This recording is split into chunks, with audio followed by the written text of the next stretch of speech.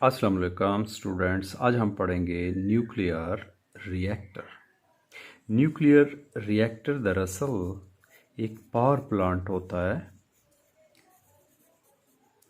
जिससे हम बिजली प्रोड्यूस करते हैं।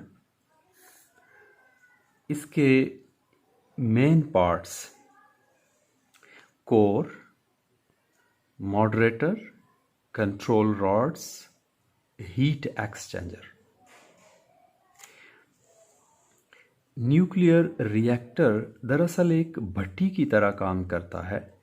जैसे किसी भट्टी में फ्यूल हम डालते हैं, कोल, और उससे हीट निकलती है और उस हीट को हम यूटिलाइज करते हैं।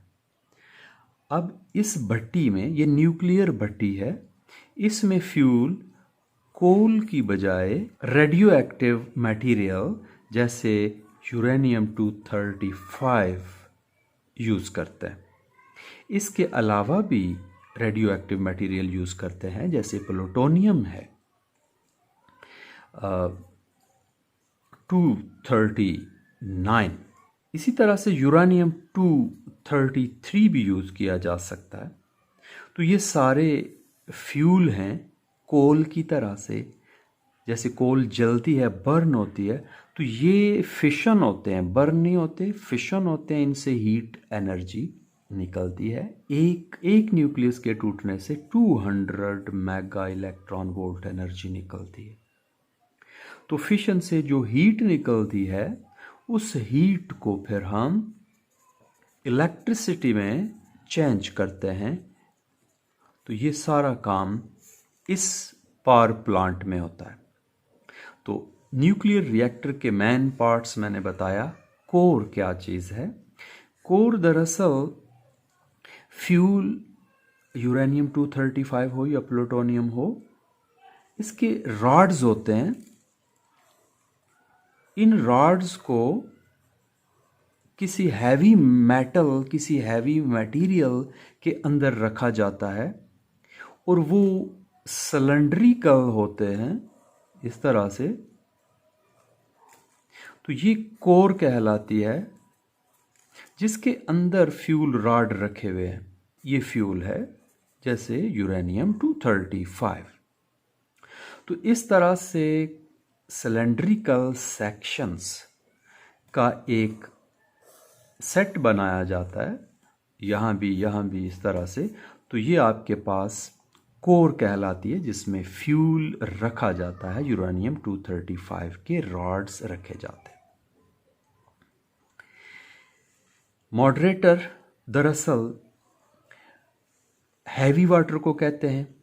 हैवी वाटर न्यूट्रॉन को स्लो डाउन करने के लिए तो इस सेक्शन में भर दिया जाता है। जैसे हैवी वाटर में दरअसल हाइड्रोजन का आइसोटोप H12 है, 2 उसमें एक न्यूट्रॉन है, ड्यूट्रियम ये हाइड्रोजन का आइटम कहलाता है। तो इससे हैवी वाटर बनता है। तो हैवी वाटर जो है, हाई प्रेशर में ये स्टीम नहीं बनता, जिसको प्रेशर हाई दिया जाता है ताकि ये स्टीम में तब्दील ना हो, और इसका दर्जा हरारत कोर के अंदर 500 डिग्री सेंटीग्रेड तक ले जाया जाता है, और ये वाटर ही रहता है, स्टीम में नहीं बदलता। जो न्यूट्रॉन एमिट होते हैं उनको स्लो डाउन करने के लिए इस्तेमाल होता है। तो दरअसल ये हैवी वाटर न्यूट्रॉन्स की काइनेटिक एनर्जी एब्जॉर्ब कर लेता है, और न्यूट्रॉन स्लो डाउन हो जाते हैं ताकि वो यूरेनियम 235 को फिशन कर सके। यूरेनियम 235 को फास्ट न्यूट्रॉन फिशन नहीं करते, इसलिए स्लो डाउन कराया जाता है, मॉडरेटर की ज़रूरत पड़ती है। तीसरा जो पार्ट है, कंट्रोल रॉड्स। कंट्रोल रॉड्स हम न्यूक्लियर फिशन रिएक्शन, जो चेन रिएक्शन है, इसको कंट्रोल करने के लिए हम यहाँ पे रॉड्स रखते हैं, जो न्यूट्रॉन की ट्रांसफ़र यहाँ से दूसरे कोर की तरफ रोक दी जाती है। इसी तरह से यहाँ पे कंट्रोल रॉड्स होते हैं। ये किस मटेरियल के होते हैं? जो मटेरियल न्यूट्रॉनों को एब्जॉर्ब करे, जैसे कैडमियम, जैसे बोरॉन। तो ये रॉड्स यहाँ इन कोर सेक्शंस के बीच में इंसर्ट कर दिए जाते हैं और कोई न्यूट्रॉन एक से दूसरे कोर सेक्शन में नहीं पहुंचता। तो इस तरह से न्यूक्लियर फिशन रिएक्शन को रोक लिया जाता है। इन रॉड्स को आउट करेंगे तो यहाँ पे ये जगह फ्री हो जाएगी, न्यूट्रॉन्स एक कोर सेक्शन से दूसरे, दूसरे से तीसरे तक पहुंच जाते हैं और न्यूक्लियर रिएक्शन को कंटिन्यूअस कर देते हैं, चेन रिएक्शन बन जाता है। तो ये कंट्रोल रॉड्स कैडमियम या बोरॉन के अगर बाहर निकाल दिए जाएं तो ये रिएक्शन, चेन रिएक्शन कंटिन्यूअस हो जाता है। और अगर ये रॉड्स इंसर्ट कर दिए जाएं तो ये फिशन रिएक्शन स्टॉप हो जाता है। तो इस तरह से कंट्रोल रॉड से हम ऑन ऑफ स्विच की तरह से काम कर लेते हैं। उसके बाद है हीट एक्सचेंजर। तो हीट एक्सचेंजर दरअसल फिशन से बहुत एनर्जी एमिट होती है जो हैवी वाटर को भी, हाई प्रेशर में होता है ये, हैवी वाटर को 500 डिग्री सेंटीग्रेड तक हीट अप कर देती है। अब ये हीट हम ले जाते हैं एक हीट एक्सचेंजर में। मैं इस पूरे प्लांट के जो 4 पार्ट्स हैं इनको मैंने डायग्रामेटिकली मैंने बनाया हुआ है। हम उस पर चलते हैं और देखते हैं कि ये सारे पार्ट्स कैसे एक दूसरे के साथ जुड़े हुए हैं।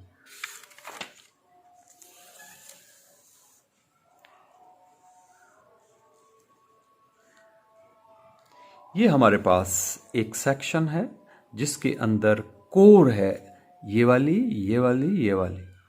इसके अंदर फ्यूल भर दिया गया है रॉड्स की सूरत में। फ्यूल यूरेनियम 235, मैं इसको यूरेनियम 235 लिख देता हूँ। बिल्कुल ऐसे ही इसको भी भर दिया गया यूरेनियम 235 से, और ये कोर भी, इसमें भी फ्यूल रख दिया गया। अब ये फ्यूल सेक्शंस अब ये फ्यूल सेक्शंस के बीच में ये ग्रीन कलर के जो रॉड्स हैं ये बोरॉन या कैडमियम के हैं। तो ये रॉड्स हैं कंट्रोल रॉड्स, ये वाला, ये वाला, ये और ये मूवेबल होते हैं अप और डाउन। हम इससे फिशन का ऑन ऑफ स्विच के तौर पे इसको हम यूज करते हैं। ये बीच में जो डॉटेड से मैंने दिखाया हुआ है ये हैवी वाटर है, heavy water H12 isotope deuterium इसमें इस्तेमाल हुआ। अब ये हैवी वाटर है, हाई प्रेशर में ये 500 डिग्री सेंटीग्रेड तक इसका टेम्परेचर चला जाता है और इसको फिर हम हीट एक्सचेंजर में लेके जाते हैं। ये हीट एक्सचेंजर है, हीट एक्सचेंजर। हीट एक्सचेंजर में ये एक पाइप है जिसको इस तरह से जिगजैग करके हीट एक्सचेंजर में रखा गया है। तो इस पाइप में से ये हैवी वाटर सर्कुलेट करके बाहर आता है और वापस पंप के जरिए इनसाइड चला जाता है इस रिएक्टर के कोर सेक्शन में। यानी मॉडरेटर है, हैवी वाटर मॉडरेटर है जो इस पाइप में से घूम के वापस आ जाता है अपनी जगह पे इस पंप के जरिए। अब इसका टेम्परेचर मॉडरेटर का यहाँ 500 है डिग्री सेंटीग्रेड। तो ये इस एक्सचेंजर में मौजूद ये कूल वाटर जो होता है ये किसी स्ट्रीम, नदी से या ओशन से लिया जाता है, एक पंप के जरिए से उसको सप्लाई किया जाता है। ये पानी मॉडरेटर से हीट ले लेता है और हीट अप हो जाता है, इसका टेम्परेचर भी 500 डिग्री सेंटीग्रेड तक पहुंच जाता है और ये एकदम से स्टीम बन जाता है। ये तो 100 पे ही स्टीम बन जाएगा। अब ये जो वाटर है यहाँ पे ये स्टीम बन गया। ये मॉडरेटर इसमें से घूम के वापस जाता है रिएक्टर सेक्शन में, जबकि ये पानी जो कूल वाटर है ये यहाँ से स्टीम की सूरत में आगे बढ़ जाता है एक टरबाइन की तरफ। ये टरबाइन दरअसल किसी इलेक्ट्रिक जनरेटर की टरबाइन है। तो ये स्टीम उस को जाके घुमा देती हैं, टर्बाइन्स घूमने लगती हैं, यानी ये हीट मैकेनिक्स में बदल जाती है। टर्बाइन्स को घुमा देने से मैकेनिकल एनर्जी मिलती है। इस मैकेनिकल एनर्जी से इलेक्ट्रिक जनरेटर की कॉइल घुमाई जाती हैं और बिजली पैदा होती है। ये फिर ट्रांसमिशन लाइन खंभों को पोल, इलेक्ट्रिक पोल के ज़रिए से दूर दराज के इलाकों तक पहुंचाई जाती है। अब यहाँ पे टर्बाइन्स से ये स्टीम वापस एक कंडेंसर में आता है, तो कंडेंसर में इसका टेम्परेचर डाउन किया जाता है 300 डिग्री सेंटीग्रेड तक, और ये वापस किसी पूल में, किसी स्ट्रीम में, किसी ओशन में, किसी दरिया में फेंका जाता है, और दरिया से ताज़ा पानी या ठंडा पानी इस पंप के ज़रिए से सप्लाई किया जाता है, जो हीट एक्सचेंजर में चला जाता है। तो वो हीट एक्सचेंजर में पहुंच के स्टीम में बदल जाता है और स्टीम वापस टरबाइन की तरफ, टरबाइन से होता हुआ ये कंडेंसर में आती है हीट, उसको ठंडा होता है 300 डिग्री सेंटीग्रेड के ऊपर स्टीम फिर यहाँ पूल में आती है तो वाटर बनती है। तो इस तरह से ये हीट एक्सचेंजर क्या करता है, दरअसल ये हीट एक्सचेंजर मॉडरेटर की हीट, हैवी वाटर की हीट ड्रिंकिंग वाटर या स्ट्रीम वाटर को मिलती है। स्ट्रीम वाटर स्टीम में बदलता है, टर्बाइन्स को घुमाने के बाद कंडेंसर में जाता है और फिर पंप के ज़रिए से हीट एक्सचेंजर में। जबकि टर्बाइन्स घूमने से मैकेनिकल एनर्जी मिलती है, इलेक्ट्रिक जनरेटर की कॉइल्स घूम जाती हैं और बिजली पैदा होती है। तो ये एक इलेक्ट्रिसिटी प्रोड्यूस करने का, इलेक्ट्रिक पावर प्रोड्यूस करने के लिए ये सारा एक सिस्टम है जिसको हम पावर प्लांट कहते हैं। ये न्यूक्लियर पावर प्लांट है जिससे हम बिजली पैदा करते हैं और उस बिजली को अपने यूज़फुल मकासद के लिए इस्तेमाल करते हैं। ये पावर प्लांट जैसे पाकिस्तान में कराची में भी हो रहा है, इस्लामाबाद में भी हो रहा है। तो इस तरह से हम ये पावर प्लांट लगा के न्यूक्लियर एनर्जी को हम इलेक्ट्रिसिटी में चेंज कर रहे हैं। अब ये फ्यूल रॉड जो यहाँ पे रखे हुए हैं कोर के अंदर, यूरेनियम 235, ये ज़ाहिर है डिके करते हैं, फिशन होता है, तो ये तब्दील हो रहे होते हैं डॉटर न्यूक्लियाई में। तो कब तक ये चलेंगे, इनका 50% तकरीबन हिस्सा जो है 2-3 माह तक वो डिके कर जाता है। तो 2-3 माह तक ये यूज़फुल होते हैं, इनको फिर रिपेयर किया जाता है। जो इनके साथ डिके हो के नए डॉटर न्यूक्लियाई, वो भी रेडियो एक्टिव होते हैं, मगर चूँकि वो फिशन नहीं हो रहे तो उनको अलग किया जाता है, रिमूव किया जाता है, और उनकी जगह यूरेनियम 235 ऐड अप करके उनकी जिसामत को, साइज़ को मुकम्मल करके वापस कोर में रख दिया जाता है। फिर वो फिशन के प्रोसेस से गुजरते हैं। अब दरअसल यूरेनियम 235 हमें नेचुरली नहीं मिलता। यूरेनियम जो नेचुरली मिलता है उसमें यूरेनियम 235 0.7% होता है, 0.7% होता है, बहुत कम। तो उसमें क्या चीज़ होती है, दरअसल उसमें यूरेनियम 238 होता है नेचुरली, जिसको हम यूरेनियम 235 में चेंज करते हैं, जो फ्यूल के काबिल होता है। यूरेनियम 238 भी फिशन हो सकता है, मगर ये फास्ट न्यूट्रॉन्स से होता है, स्लो न्यूट्रॉन्स से 235 होता है। तो इसका मतलब न्यूक्लियर रिएक्टर में फास्ट न्यूट्रॉन से भी काम लिया जा सकता है और स्लो न्यूट्रॉन से भी काम लिया जा सकता है। तो इस लिहाज से न्यूक्लियर रिएक्टर की टाइप्स भी होती हैं। तो टाइप्स दरअसल 2 तरह से इसकी मेन टाइप्स हैं। इसकी सब टाइप्स तो ज़्यादा हैं, मगर मेन टाइप्स जो हैं, thermo nuclear reactor,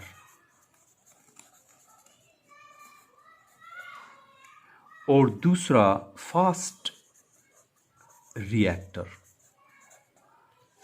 thermonuclear reactor में दरअसल स्लो न्यूट्रॉन यूज होते हैं। तो मॉडरेटर की जरूरत पड़ती है जबकि फास्ट रिएक्टर में फास्ट न्यूट्रॉन जैसे वो एमिट हुए फिशन के दौरान, वो फास्ट न्यूट्रॉन होते हैं, उनको यूज किया जाता है, यानी उनको स्लो नहीं किया जाता, लिहाजा इसमें मॉडरेटर की जरूरत नहीं पड़ती। तो इस तरह से ये दो मेन टाइप्स हो गई। थर्मोन्यूक्लियर रिएक्टर में यूरेनियम 235 यूज होता है, जबकि फास्ट में 238 वाला यूरेनियम यूज हो सकता है। तो इस तरह से हम न्यूक्लियर पावर प्लांट्स को की डिफरेंट टाइप्स बनाते हैं। इंशाल्लाह हम नेक्स्ट लेक्चर में टाइप्स को तफसील से डिस्कस करेंगे। ओके, अल्लाह हाफिज़।